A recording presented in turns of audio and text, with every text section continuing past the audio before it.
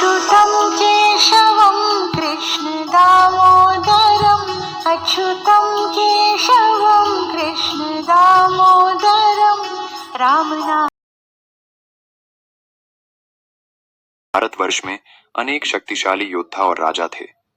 उन सभी में से भगवान श्री कृष्ण अपनी बुद्धिमत्ता, पराक्रम और दिव्य शक्ति के लिए प्रसिद्ध थे।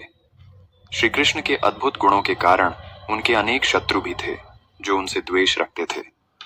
उन्हीं में से एक था कालयवन, जो एक असुर योद्धा था और जिसे भगवान शिव से वरदान प्राप्त था कि उसे कोई यदुवंशी या कोई अन्य सामान्य योद्धा नहीं मार सकता था। कालयवन को म्लेच्छों का राजा माना जाता था। वह बहुत बलशाली और क्रूर था। जब उसे यह ज्ञात हुआ कि मथुरा नगरी में श्री कृष्ण निवास करते हैं, तो उसने मथुरा पर आक्रमण करने का निश्चय किया।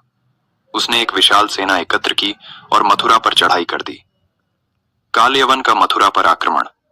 कालयवन की सेना अत्यंत विशाल थी, जिसमें हजारों हाथी, घोड़े, रथ और पैदल सैनिक थे। उसकी क्रूरता को देखकर मथुरा के नागरिक भयभीत हो गए। जब कालयवन मथुरा के द्वार तक पहुंचा, तो उसने श्री कृष्ण को युद्ध के लिए ललकारा। भगवान श्री कृष्ण ने स्थिति को भांपते हुए सोचा कि सीधे युद्ध करने की बजाय किसी अन्य उपाय से इस राक्षस का अंत करना उचित रहेगा।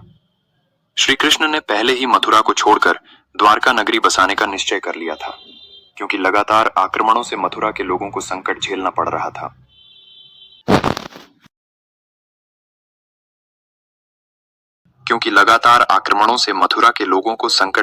रहा था।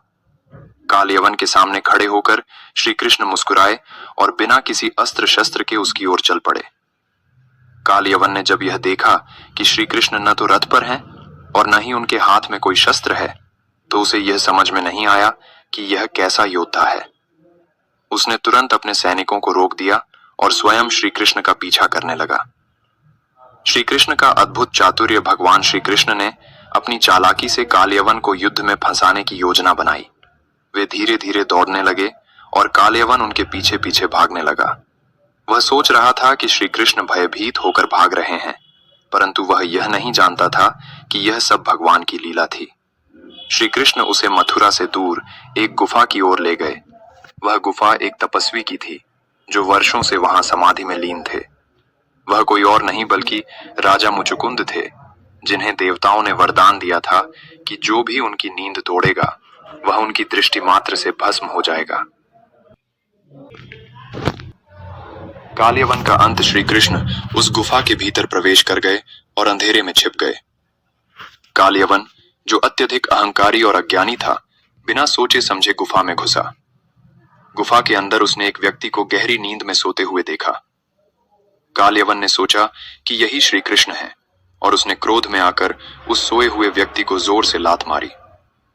जैसे ही राजा मुचुकुंद की आंखें खुलीं, उनकी दृष्टि कालयवन पर पड़ी और वह तुरंत ही भस्म हो गया। परिणाम इस प्रकार, बिना किसी अस्त्र शस्त्र के भगवान श्री कृष्ण ने कालयवन का अंत कर दिया। उन्होंने अपनी बुद्धि और दिव्य योजना से यह सुनिश्चित किया कि कालयवन को स्वयं किसी हथियार से न मारकर अपने ही कर्मों का फल भोगने दिया जाए। इसके बाद श्री कृष्ण ने राजा मुचुकुंद को दर्शन दिए और उन्हें आशीर्वाद दिया। मुचुकुंद ने भगवान की स्तुति की और तपस्या करने के लिए हिमालय की ओर प्रस्थान किया। इस घटना के बाद श्री कृष्ण ने मथुरा छोड़कर द्वारका नगरी की स्थापना की, जिसे एक अभेद्य किला बनाया गया। यह नगरी समुद्र के बीच में बसी थी, जहां शत्रुओं का पहुंचना अत्यंत कठिन था। कथा का संदेश 1। बुद्धिमत्ता और रणनीति शक्ति से अधिक प्रभावी होती है। श्री कृष्ण ने बिना युद्ध किए ही कालयवन का अंत कर दिया। 2। अहंकार का पतन निश्चित है। कालयवन अपनी शक्ति के अहंकार में अंधा हो गया था, जिससे उसका विनाश हुआ। 3। कर्म का फल अवश्य मिलता है। राजा मुचुकुंद का वरदान कालयवन के बुरे कर्मों के कारण उसका अंत बना। निष्कर्ष, कालयवन और श्री कृष्ण का यह प्रसंग हमें सिखाता है कि केवल शारीरिक शक्ति ही सब कुछ नहीं होती, बल्कि बुद्धिमत्ता, संयम और योजना से बड़े शत्रु को भी हराया जा सकता है। श्री कृष्ण की यह लीला उनकी दिव्यता और उनकी अद्वितीय रणनीति को दर्शाती है। यह कथा आज भी हमें प्रेरणा देती है कि हमें कभी भी अहंकार नहीं करना चाहिए और अपने कर्मों का सदैव ध्यान रखना चाहिए, क्योंकि हर व्यक्ति को अपने कर्मों का फल अवश्य भोगना पड़ता है।